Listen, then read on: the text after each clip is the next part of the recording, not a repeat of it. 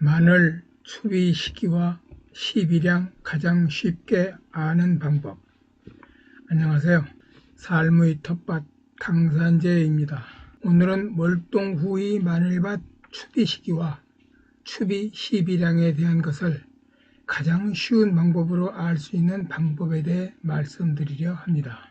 마늘밭에 대한 거름주기는 마늘의 생육 특성에 대한 이해가 있다면 더 쉽게 접근할 수 있습니다. 가을에 파종된 마늘은 일단 씨마늘에 저장된 양분을 뿌리가 나올 때까지 사용하며 자라다가 월동 후 생육 재생기에 들어서면서부터 양분 흡수가 활발하게 시작되는데 마늘종이 나오는 추대기까지 계속됩니다. 이때는 마늘통이 아닌 마늘잎이 눈에 띄게 자라는 때죠. 품종과 지역에 따라 다르겠지만 생육 재생기는 2월 중순부터 3월 초순에 시작되는 것이 보통이며 겨우내 멈추었던 뿌리가 자라기 시작합니다. 이때 마늘밭 지온은 4도 정도가 되며 인편이 분화를 시작하는 때이기도 합니다. 생육 재생기에 들어선 마늘은 뿌리부터 자라기 시작하여 잎을 키우는데 온 힘을 쏟게 됩니다. 잎을 키우는 과정은 대략 마늘종이 나오는 추대기 시작까지로 보면 얼추 맞습니다. 마늘은 구비대기에 들어서면 잎의 생육은 현저하게 떨어지고 비료 흡수량도 많이 줄어들게 됩니다. 이때부터 잎에서 광합성으로 생성된 양분이 인편 쪽으로 내려가 쌓이면서 마늘통이 커지게 되는 구비대기가 되는 거죠. 이런 마늘의 생육 특성을 본다면 구비대기에 들어서기 전까지는 무조건 잎을 키워야 한다는 말과 같습니다. 당연히 이에 따른 거름주기가 있어야 하고요. 그렇다면 구비대기는 언제일까요?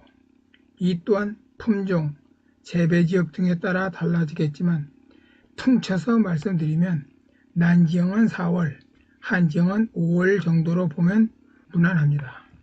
이 말을 다시 본다면 구비대가 본격적으로 시작되기 전까지 충분한 비료를 공급하여 마늘잎을 제대로 키워내야만 된다는 말과 같습니다. 마늘에게 비료를 주는 가장 중요한 까닭입니다.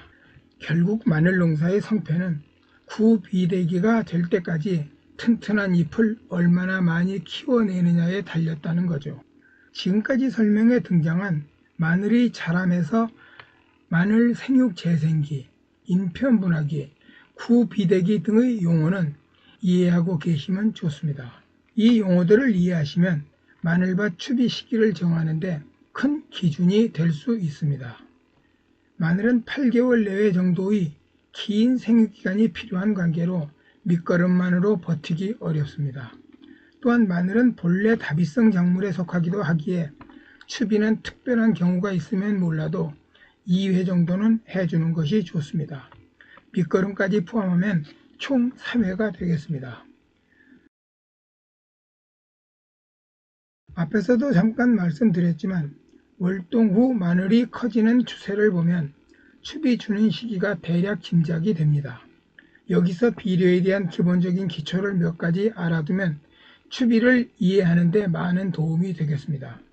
비료는 밭에 뿌린다고 곧바로 녹아 작물이 빨아먹는 상태가 되지 않고 이온화가 될 때까지 어느 정도 기간이 필요합니다. 비효의 지속기간이 될 수도 있는데 속효성 비료에 속하는 화학 비료는 대략 1개월 내외입니다. 이 말은 비료를 주고 나면 그 효력이 1개월 정도 간다는 말과 같습니다. 마늘밭 추비엔 퇴비와 같은 완효성 비료를 넣지 않고 있습니다. 퇴비는 밑거름으로 전량 넣고 있기 때문입니다. 그렇다면 1개월 내외의 기간을 두고 추비 시기를 정하는 것이 좋다는 말이 되겠습니다. 또 하나, 비료는 땅에 떨어져 물에 녹은 다음 작물의 뿌리에 흡착되는 데 필요한 온도가 있습니다. 대부분의 비료 성분들은 최소 12도 정도는 넘어야 됩니다. 비료 3요소 중 가장 낮은 온도를 갖는 질소만 보더라도 9도는 돼야 합니다. 날씨 추울 때 비료 줘봐야 소용없다는 말은 여기서 나온 것이 되겠습니다. 일반적으로 본다면 평균 기온이 10에서 15도는 되어야 비료 주는 시기가 적당합니다. 헌데 왜 마늘 생육 재생기에 이르는 2월 중순부터 3월 초순에 첫 번째 추비를 주느냐고 할까요? 비료가 필요로 하는 온도에 미치지 못하는 것은 사실이나 그때가 되면 하루가 다르게 기온이 상승하여 곧 10도를 넘어설 것이라는 점입니다. 또 하나는 질소 비료 예를 들면 질소는 땅에 떨어지면 물에 녹아 암모늄태로 변하여 마늘이 약간 흡수하고 15일 정도 지나면 질산태로 변해 마늘이 빨아먹게 되는데 이때까지 시간이 걸린다는 점입니다. 2월 중순부터 3월 초순 사이에 1차 추비를 한다면 질산태로 변하기까지 시간을 고려하면 맞다는 겁니다. 그러니까 1차 추비는 기온이 4도 정도 될 때 부직포 벗겨주며 시비하면 되겠습니다. 이제 2차 추비, 즉 마지막 추비가 문제가 됩니다. 특히 2차 추비를 언제 할 것인가 하는 문제는 참으로 중요합니다. 2차 추비를 늦게 하면 2차 생장이 일어나 벌마늘이 될 염려가 많기 때문입니다. 여기서 생각할 것이 앞에서 설명드린 구근 비대기입니다. 구근 비대기에 들어서면 잎의 생육은 떨어지고 잎에서 만든 동화 물질이 인편으로 내려가 축적되면서 마늘통이 커진다고 했습니다. 이 점을 눈여겨보아야 합니다. 품종과 재배 지역 등에 따른 차이는 있겠지만 그때가 난지형은 4월, 한지형은 5월 정도라 했습니다. 비료 3요소 중 이동 속도가 가장 빠르고 흡수 온도는 가장 낮은 질소는 3 내지 4주 정도 비효 기간을 유지한다 했습니다.